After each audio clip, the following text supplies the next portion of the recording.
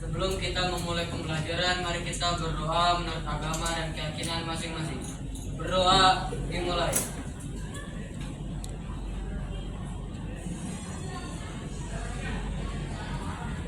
Selesai.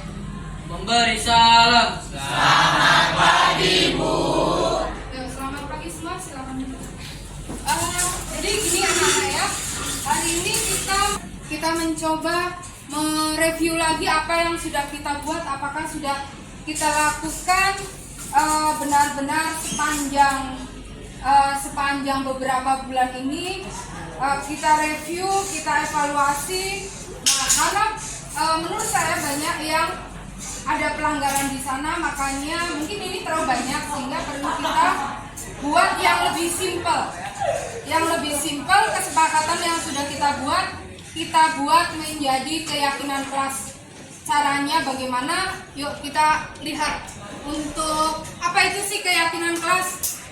Jadi keyakinan kelas adalah nilai kebajikan yang universal yang disepakati secara tersirat dan tersurat, lepas dari latar belakang, suku, negara, bahasa maupun agama. Jadi keyakinan kelas itu adalah menjadi salah satu metode untuk mengontrol bagaimana kita melakukan disiplin positif di sekolah. Jadi disiplin positif itu tanpa ada beban. Jadi itu ngalir saja, paham ya? Nah, kemudian bagaimana tahapannya begini.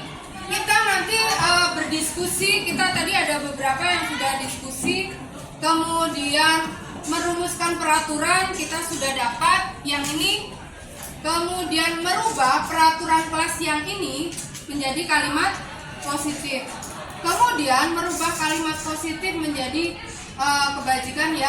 kebajikan itu sama aja dengan keyakinan yang universal tadi. Kemudian kita buat di sticky note, boleh mulai dari sekarang, kemudian nanti kita tempel ya. Boleh nanti baca salah satu dari sini, siapa tahu ada yang kurang atau mau pakai yang ini, boleh tempel di depan ya. Itu saja. Berisik, tidak berisik saat kegiatan KBM boleh. Apa saja yang dengan kalimat negatif, kemudian kita coba dengan kalimat positifnya apa menurutmu? Nanti tempel di sini ya. Yuk, silahkan cepetan biar kita bisa ke atas.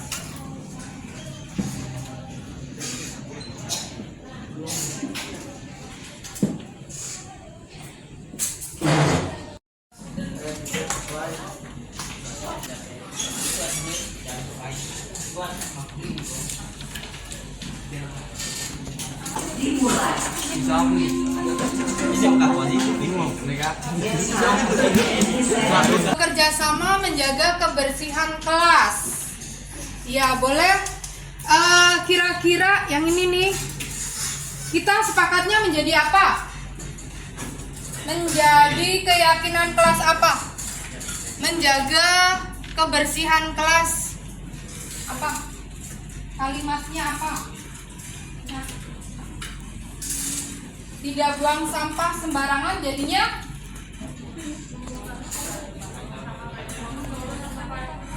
membuang sampah pada tempatnya. Satu lagi sebentar ya. Dilarang mengganggu teman saat jam pelajaran. Oke, Juni. Jadi apa? Jadi kalimat keyakinan kelas apa di kelas kita? Menjaga sikap. Boleh nggak kalau misalnya tertib, disiplin dan tertib? Itu ya, disiplin dan tertib. Oke, sepakat. Satu lagi ya. Satu lagi sebentar. Oh, ini kalimatnya panjang. Yang ini nih. Semua siswa wajib mengerjakan tugas piket sesuai dengan jadwal yang ada. Sepakatnya apa? Ya, pintar. Bertanggung jawab. Baiklah. Coba Re, maju Re. Jadi kesimpulannya apa kita? Keyakinan kelas kita 2 atau mau 3 nih? 1, apa Re? Dilarang mengganggu teman saat belajar fokus. Disiplin ya tadi ya? Ya, Disiplin. Yang kedua apa? Menjaga kebersihan. yang kelas bertanggung jawab. Ya, bertanggung jawab. 3 aja poinnya ya. Oke, jadi kamu belajar di sini apa, Re?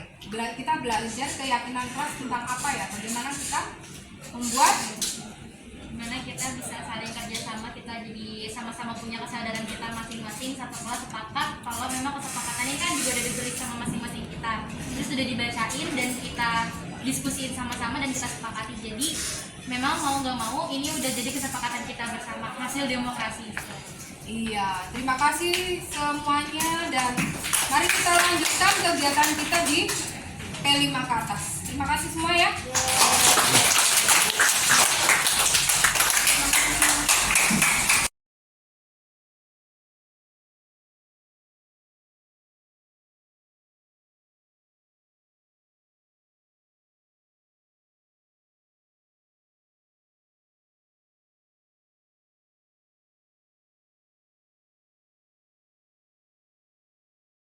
Selamat siang Bu. Selamat siang, Laras. Kita di sini duduk santai aja lah ya. Di sini saja. Ya, apa? Ya Bu, tadi tuh Ibu kenapa panggil saya Bu kesini? Oh, itu. Ibu mau tanya, kenapa tadi terlihat seperti kamu itu marah pada saat mengerjakan latihan soal tadi? Itu Bu, tadi kan lagi tugas dari Ibu. Terus habis itu teman sebangku saya narik Bu, narik hasil nyontek ke saya. Gitu. Oh, jadi gini Laras, memang tidak ada manusia yang sempurna, Nak. Terus, kenapa sampai tadi kamu menggebrak meja? Karena tuh dia narik Bu, dia maksa buat ngasih tugas saya. Gitu bukan mau lihat tugas saya. Oh, berarti itu tadi alasan yang kamu lakukan kenapa itu terjadi gitu ya? Iya Bu. Jadi alasannya itu. Terus kenapa? Kenapa sampai tadi menggebrak meja? Pasti kamu punya alasan lebih kuat lagi dong. Kenapa hal itu terjadi? Saya kan dia tuh bisa ngomong saya baik-baik Bu, bukan kayak gitu caranya. Kalau gitu kan buku saya bisa robek Bu. Ya saya marah lah. Oh, berarti apa dengan kamu marah semuanya bisa terselesaikan masalah tadi? Tidak. Jadi kalau seperti itu ada keyakinan masalah nih yang kamu langgar di kelas kita. Ingat nggak kira-kira? Keyakinan kelas apa yang kamu langgar? Nggak saling menghormati, saling menghargai Bu. Ya, berarti tidak saling menghargai dan menghormati. Jadi menurutmu tersebut ini bagaimana kalau itu terjadi lagi menurutmu? Saya sih bakal ngomong baik-baik ke dia ya Bu, ya, dengan cara yang lebih baik dan nggak marah-marah lagi. Iya, pinter. Baiklah, mulai besok harus saling menghargai dan menghormati. Baiklah, ya sudah. Untuk saat ini sampai di sini saja. Nanti pulang dari sini kalian saling memaafkan ya. Siap. Kemudian nanti kamu kembali kelas dan melanjutkan kegiatan belajar selanjutnya. Selamat siang. Siap Bu, makasih Bu. Enggak. Siap, Bu.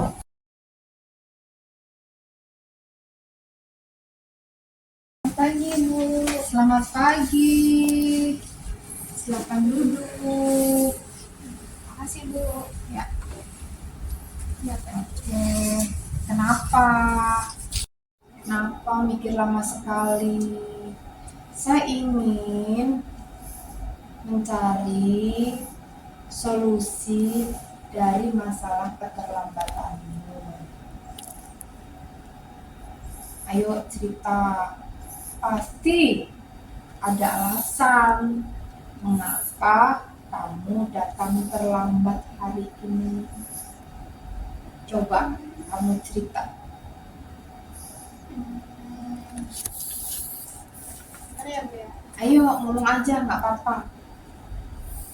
Apa alasannya kamu datang hari ini terlambat? Jadi gini Bu, Hmm, tadi malam saya bikin tugas masih banyak, terus kemalaman akhirnya kesiangan Bu, telat sampai jam segini. baik. Ibu mau bertanya lagi nih. Kamu mulai mengerjakan dari jam berapa? Jam 9? Iya Bu. Ya iyalah. Itu sudah terlalu larut. Kalau boleh usul, mulai mengerjakan itu ya pulang sekolah istirahat sebentar, terus kemudian makan, habis makan baru mengerjakan. Paling tidak jam 6:30 lah, ya bisa. Terus nanti tidurnya jangan terlalu larut supaya besok pagi tidak terlambat. Terus jadi keyakinan kelas yang kamu belum tunjukkan untuk saat ini apa dong kalau seperti ini? Karena keterlambatan hari ini. Disiplin Bu, saya nggak disiplin. Nggak disiplin, Iya. tidak disiplin. Terus berhubungan dengan keterlambatan. Apa yang harus kamu lakukan nih supaya tidak terlambat? Selain kamu tadi mengerjakannya itu lebih sore, ada lagi kah? Udah nanti sore, terus selain itu ya Bu, saya pasang alarm Bu. Pasang alarm. Baik, itu alternatif yang kedua. Terus kamu kalau kebablasan bobo, gimana caranya supaya tidak bangun terlambat? Adakah orang rumah yang bisa membantu membangunkan kamu? Ada Bu. Ada. Bisa kamu lakukan untuk 3 masalah-masalah tadi yang perlu supaya tidak terlambat? Bisa Bisa, jadi mengerjakan lebih sore. sore. Kemudian apalagi? Pasang Pasang alarm. alarm. Terus yang ketiga, meminta tolong Orang rumah. orang rumah untuk membangunkan. Baiklah, kalau seperti itu jangan diulangi lagi. Dan hari ini masih pagi, jadi masih belum terlambat banyak. Kemudian kamu masuk ke kelas, jangan lupa ambil surat keterlambatan di guru piket. Iya. Ya, tetap semangat belajarnya, jangan manyun, semangat, penuh senyum. Makasih Bu. Oke, selamat pagi. Makasih Bu. Terima kasih sudah diajak untuk mendemonstrasikan di kegiatan Ibu Endang. Jadi kami siswa tahu caranya pengenalan kasus ini. Ini membuat kami belajar dewasa dalam membuat solusi karena masalah yang terjadi pada kami. Semoga Ibu sehat dan semangat terus Ibu. Terima kasih sudah diajak untuk mendemonstrasikan di kegiatan Ibu Endang. Jadi kami siswa tahu caranya pengenalan kasus ini.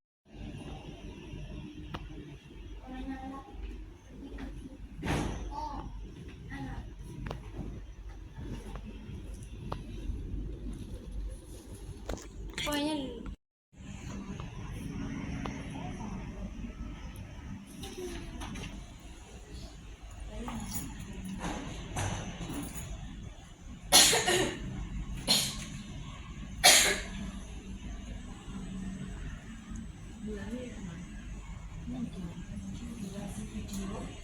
Nanti ceritanya durasi video yang ada di ini paling tidak 1 jam.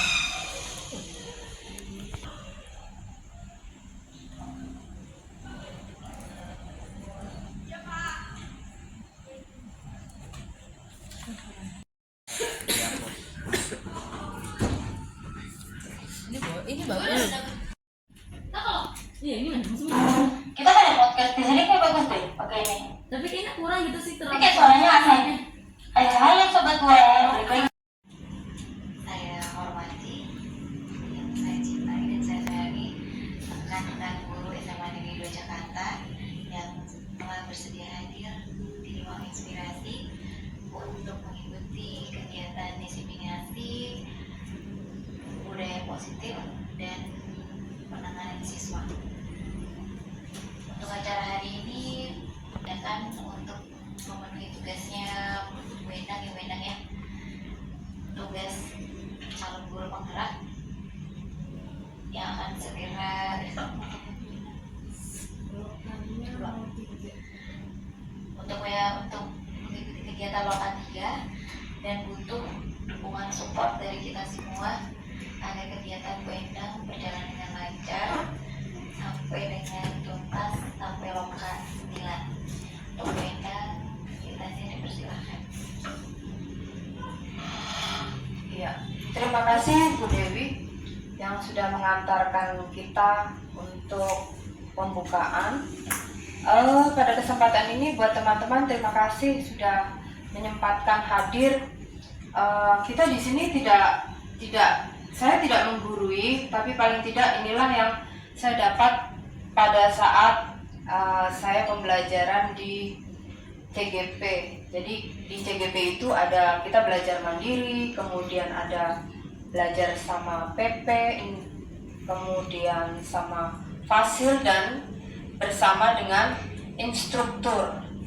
Nah, mari kita bisa lihat, semoga kita bisa melihat ini semua, terus kemudian kita bisa terapkan, kita bisa aplikasikan untuk hal-hal baik yang berhubungan dengan budaya positif di SMA Negeri 2 tercinta. Anak-anak juga boleh nanti sambil mendengarkan, siapa tahu bisa memberikan inspirasi juga buat teman-teman kalau ini kita sudah berjalan baik atau kurang atau bagaimana gitu ya. Kita lanjutkan. Budaya positif itu apa sih? Budaya positif di sekolah itu adalah nilai dan kebiasaan di sekolah yang berpihak pada murid agar mereka dapat berkembang menjadi pribadi yang kritis, penuh hormat dan bertanggung jawab sesuai dengan profil pelajar Pancasila. Kemudian yang akan diterapkan di sini adalah tentang apa sih konsep budaya positif. Paling tidak nanti kita akan memaparkan beberapa, paling tidak mengenalkan. Dalam hal ini yang pertama adalah perubahan paradigma belajar, kemudian disiplin positif, kemudian kebutuhan dasar manusia, motivasi perilaku manusia, restitusi dan posisi kontrol guru, keyakinan kelas dan segitiga restitusi. Nah, untuk segitiga restitusi itu kayak berhubungan dengan penanganan guru kepada anak-anak supaya nantinya lebih baik lagi, karena kita tahu penanganan anak untuk usia yang SD dengan SMA pastilah berbeda. Untuk yang pertama dulu, apa itu perubahan paradigma? Dalam membangun budaya positif, sekolah biasanya menyediakan lingkungan positif juga, aman, nyaman agar siswa mampu berpikir, bertindak, dan mencipta dengan merdeka, mandiri, dan bertanggung jawab. Kemudian disiplin sangat berkaitan dengan kontrol kita sebagai guru terhadap siswanya. Apa itu disiplin positif? Apa makna disiplin? Biasanya disiplin itu sering dihubungkan dengan hukuman. Ya nggak anak-anak? Di sini ada anak-anak ya. Kemudian tata tertib, kemudian teratur, kepatuhan pada peraturan. Padahal itu sungguh berbeda. Ya, berbeda karena belajar tentang disiplin positif tidak harus memberi hukuman, Justru itu adalah salah satu alternatif terakhir dan kalau perlu tidak digunakan sama sekali. Nanti bagaimana caranya, ada triknya. Kemudian disiplin diri ini menyebabkan orang akan menggali potensinya menuju sebuah tujuan apa yang dihargai. Tetapi dalam budaya kita biasanya makna disiplin telah berubah menjadi sesuatu yang dilakukan seseorang pada orang lain untuk mendapatkan kepatuhan supaya dia patuh. Kecenderungan umum menghubungkan kata disiplin dengan ketidaknyamanan, bukan dengan apa yang kita hargai atau kita percayai sesuatu tujuan yang mulia. Kemudian